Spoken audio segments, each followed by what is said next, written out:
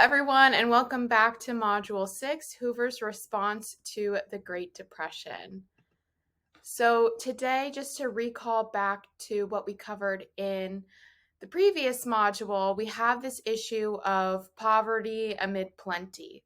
So the plenty being the surplus of farm and agricultural products out in the Midwest and out on farms, but you have people starving and waiting in bread lines in the city.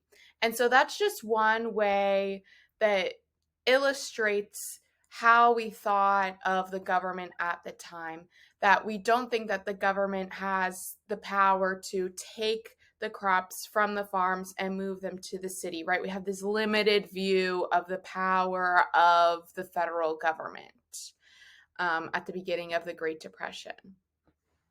So to recall, right, President Hoover is the president when the Great Depression begins. And he's obviously receiving a lot of blame for not coping with the Great Depression effectively. So remember, we had the people calling Hoovervilles, Hoover blankets, Hoover flags. They're starting to blame Hoover for their economic conditions and their unemployment.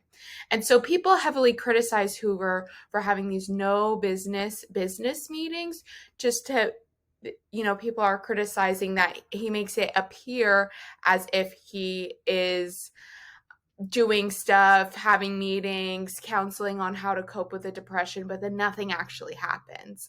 And we'll sort of talk about that this is kind of done on purpose based on Hoover's political party. And, he's advised by the Secretary of Treasury, Andrew Mellon, at the time, that the best way to deal with the depression is just to wait out the cycle, that eventually the economic downturn, that the economy will return back to normal, which is true. You just never know how long that's going to take. And when you have people homeless and unemployed and starving, that's not the most popular political opinion to have. It's just to tell them to wait it out and wait for the economy to get better. So this approach to, leaving it be is referred to as Laissez-Faire Economics. So it would actually be laissez-faire if you're saying it properly in French, but usually in America we say laissez-faire. So this is considered a conservative economic approach, or a Republican economic approach, that the economy will regulate itself, and that the best way to regulate the economy is not to have the government interfere, and that in a true capitalist system, that the strong businesses will survive and the weaker businesses that are hurting the economy will not. So this is why Hoover takes very little government action, right? It is his economic belief and the belief of his, political platform that the economy will fix itself, and that the best path forward is to have limited government intervention. But again, that's not a very popular policy when things are going wrong in the economy. So Hoover, since he's, not the most popular dude, figures he has to do something. So that's what we'll talk about in this module. So one thing he tries is volunteerism. And it kind of is what it sounds like, right? You're asking for volunteers. So you're asking wealthy people to volunteer their money to help the poor. So we'll rely on people to volunteer to give economic relief. So the government's only role is to get the rich people to donate their money and to give it to the poor people. But if the rich people say no, that's out of the government's hand. They asked for the money, and that's the tactic of volunteerism, is just to ask for volunteers, but, not force anyone to donate. So we'll pause for our first question here. What is the potential issue of relying on volunteerism to help solve the Great Depression? So take a minute and think about your answer for that and type it in your notes. Okay, so we also remember we talked about how farms are in this sick industry cycle. So farms and the agricultural sector are in a lot of trouble. So here he's a little bit more active, and we'll see that FDR will do a similar plan to this, but just on a much larger scale. So Hoover creates the Federal Farm Board, and it's essentially, remember, we were in the cycle of farms producing too many crops and they were getting lower and lower prices, but their solution is just to produce more and more, prices fall even more. So the idea was that the federal government would just store excess food in warehouses. So they would let the farmers grow and cultivate the crops, and the federal government would just pay to store it for them to drive prices back up. So limit the supply so the prices would go back to normal. But, people criticize Hoover for this because they're like, why are you just focusing on agriculture and not all the people unemployed in the cities? We also have the President's Organization of Unemployment Relief, which, yes, ironically, was called POOR, and it's for poor people. So this is what we would consider the official mechanism for volunteerism.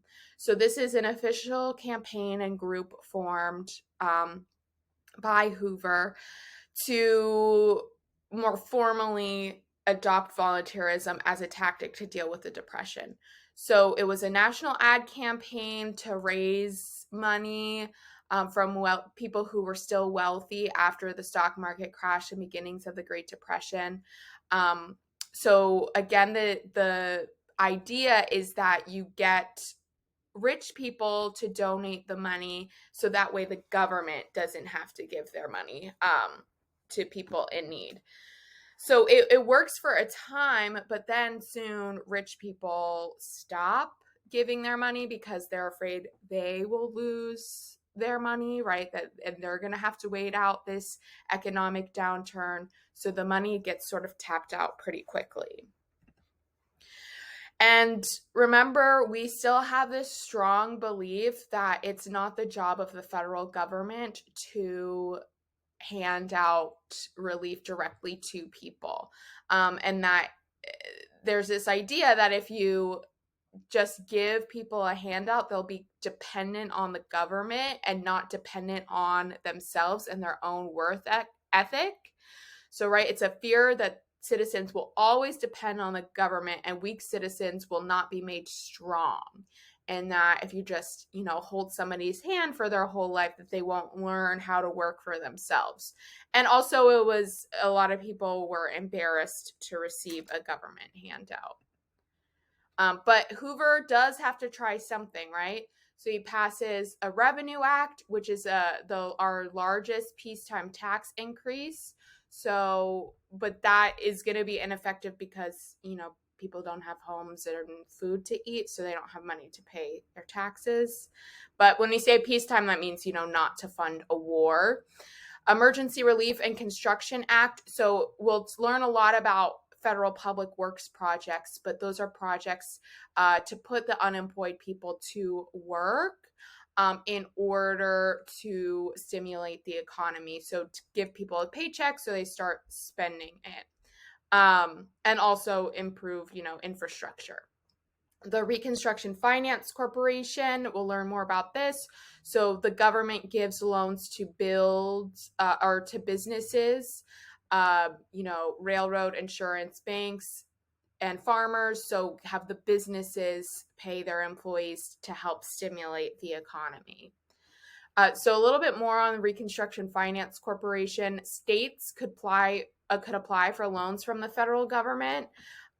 So this is our first, massive spending from the federal government under Hoover, but it's a loan. It's not a handout. The states would have to pay that money back.